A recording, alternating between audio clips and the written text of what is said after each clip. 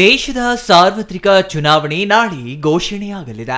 ರಾಜ್ಯದಲ್ಲಿ ಒಟ್ಟು 5 ಕ್ಷೇತ್ರಗಳಿಗೆ ಬಿಜೆಪಿ ಅಭ್ಯರ್ಥಿಗಳನ್ನು ಅಂತಿಮಗೊಳಿಸಬೇಕಿದ್ದು, ಇದರಲ್ಲಿ ಚಿಕ್ಕಬಳ್ಳಾಪುರವೂ ಒಂದಾಗಿದೆ.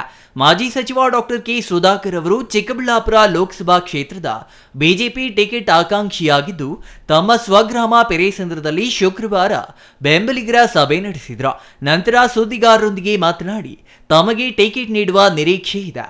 ನಾನು ಪಕ್ಷಕ್ಕಾಗಿ ಮಾಡಿದ ಸೇವೆ ಮತ್ತು ತ್ಯಾಗವನ್ನ ವರಿಷ್ಠರು ಗುರುತಿಸಲಿದ್ದಾರೆ ಎಂಬ ನಂಬಿಕೆ ಇದೆ ಎಂದರು. ತಾವು ಆರೋಗ್ಯ ಸಚಿವರಾಗಿದ್ದ ವೇಳೆ ರಾಜ್ಯದಲ್ಲಿ ಸಮರ್ಥವಾಗಿ ಕೋವಿಡ್ ನಿರ್ವಹಣೆ ಮಾಡಲಾಗಿದೆ. ಆಗ ಮುಖ್ಯಮಂತ್ರಿಗಳಾಗಿದ್ದ ಬಿಎಸ್ ಯಡಿಯೂರಪ್ಪ ಮತ್ತು ಬಸವರಾಜ ಬೊಮ್ಮಾಯಿ ಅವರಿಗೆ ಗೌರವ ತಂದುಕೊಡುವ ಕೆಲಸ ಮಾಡಿದ್ದೇನೆ. ಅಲ್ಲದೆ ಕೋಲಾರ, ಚಿಕ್ಕಬಳ್ಳಾಪುರ ಮತ್ತು ಬೆಂಗಳೂರು ಗ್ರಾಮಾಂತರ ಜಿಲ್ಲೆಗಳಲ್ಲಿ ಬಿಜೆಪಿ ಪರ ವೋಟಿನ ಶೇಕಡಾವಾರು ಹೆಚ್ಚಳವಾಗಲು ಶ್ರಮಿಸಿದ್ದೇನೆ. ಹಾಗಾಗಿ ತಪ್ಪದೇ ವರಿಷ್ಠರು ತಮಗೆ ಟಿಕೆಟ್ ನೀಡಲಿದ್ದಾರೆ ಎಂದು ಅವರು ವಿಶ್ವಾಸ ವ್ಯಕ್ತಪಡಿಸಿದರು. ಬೆಂಗಳೂರು ಗ್ರಾಮಾಂತರ ಜಿಲ್ಲೆಯಲ್ಲಿ ಮಾಜಿ ಸಚಿವ ಎಂಟಿಬಿ ನಾಗರಾಜ್ ಅವರ ಜೊತೆ ಪಕ್ಷ ಸಂಘಟನೆ ಮಾಡಲಾಗಿದೆ. ಹಿರಿಯರ ಮೇಲೆ ವಿಶ್ವಾಸವಿಟ್ಟು ಟಿಕೆಟ್ ಬರುವ ನಿರೀಕ್ಷೆಯಲ್ಲಿದ್ದೇನೆ. ಕಳೆದ ವಿಧಾನಸಭಾ ಚುನಾವಣೆಯಲ್ಲಿ ಸೋಲಾಗಿರುವ ಕಾರಣ ಈ ಭಾಗದ ಜನರ ಸೇವೆ ಮಾಡಲು ವರಿಷ್ಠರು ತಮಗೆ ಅವಕಾಶ ನೀಡುವ ವಿಶ್ವಾಸವಿದೆ. ಪ್ರಧಾನಿ ನರೇಂದ್ರ ಮೋದಿ ಅವರು 3ನೇ ಅವಧಿಗೆ ಪ್ರಧಾನಿ ಮಾಡಲು 140 ಕೋಟಿ ಜನ ಕಾಯುತ್ತಿದ್ದಾರೆ ಎಂದರು. ಜೆಡಿಎಸ್ ಜೊತೆ ಮೈತ್ರಿಯಾಗಿರುವ ಕಾರಣ ಜೆಡಿಎಸ್ ಮುಖಂಡರೊಂದಿಗೆ ಚರ್ಚೆ ಮಾಡಿ 2-3 ದಿನದಲ್ಲಿ ಚಿಕ್ಕಬಳ್ಳಾಪುರ ಕ್ಷೇತ್ರದ ಅಭ್ಯರ್ಥಿಯನ್ನ ಪ್ರಕಟಿಸುವ ನಿರೀಕ್ಷೆ ಇದೆ. ನಾನು ಆಕಾಂಕ್ಷಿ.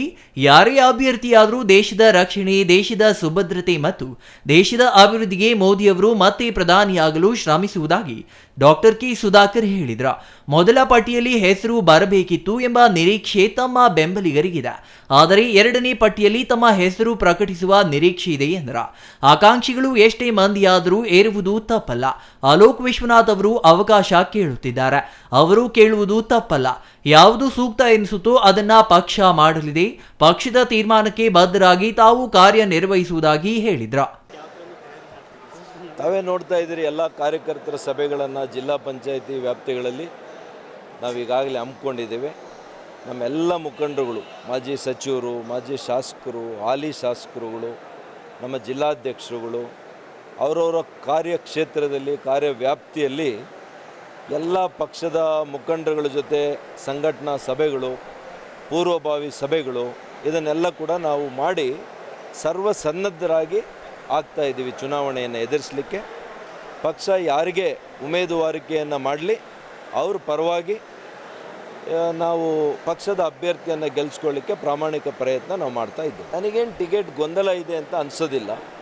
ಹೈಕಮಾಂಡ್ ಇವತ್ತು ಎಲ್ಲವನ್ನು ಕೂಡ ತುಲನೆಯನ್ನು ಮಾಡಿ ಯಾರಿಗೆ ಅಭ್ಯರ್ಥಿ ಈ ಕ್ಷಣದಲ್ಲಿ ಕೊಟ್ಟರೆ ಒಳ್ಳೆಯದು ಪಕ್ಷಕ್ಕೆ, ಈ 3 ಜಿಲ್ಲೆಗಳಿಗೆ, ಮುಂದಿನ ಭವಿಷ್ಯಕ್ಕೆ ಅಂತೇಳಿ ಅವರೆಲ್ಲವನ್ನು ಕೂಡ ತುಲನೆಯನ್ನು ಮಾಡಿ ನಿರ್ಧರಿಸಿ ಪ್ರಕಟವನ್ನು ಮಾಡ್ತಾರೆ.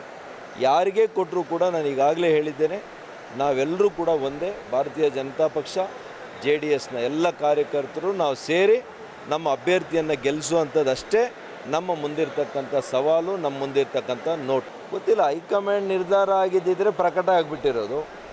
ಇನ್ನೂ ನಿರ್ಧಾರ ಆಗಿಲ್ಲ ಅಂತ ಕಾಣ್ತದೆ. ನಿರ್ಧಾರ ಆದಮೇಲೆ ಪ್ರಕಟಿಸ್ತಾರೆ. ಪ್ರಕಟಣೆ ಮಾಡಿದಾಗ ಯಾರು ಅಭ್ಯರ್ಥಿ ಅಂತ ನಿಮಗೆ ಗೊತ್ತಾಯ್ತು. Praveen, CTV news, Chikkaballapur.